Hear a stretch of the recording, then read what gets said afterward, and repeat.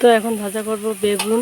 তো আগে থেকে কাঁচা লঙ্কা পেঁয়াজ কুচি কড়াইতে দিয়ে দিয়েছি। এখন একটুখানি তেল দিয়ে দেব, একটুখানি নাড়াচাড়া করব। নাড়াচাড়া হয়ে গেছে।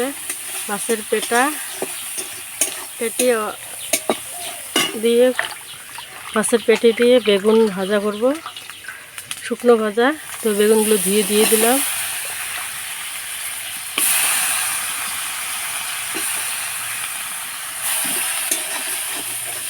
একটুখানি নাড়াচাড়া করব। হলুদ লবণ দিয়ে দিয়েছি আগে থেকে।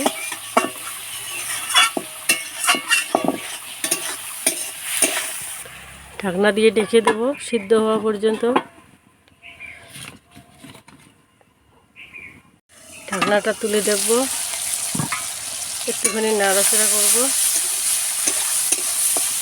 ভাজাটা হলো কি না। তো ভাজা হয়ে গেছে, বেগুন ভাজা নামিয়ে নেব।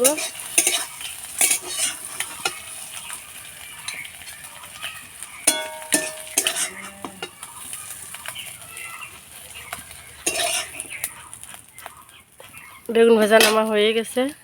যদি ভিডিওটা ভালো লেগে থাকে তো লাইক শেয়ার কমেন্ট ফলো করতে ভুলো না। বেশি বেশি করে আমার ফেসবুক পেজে থাকো। খুদা হাফেজ।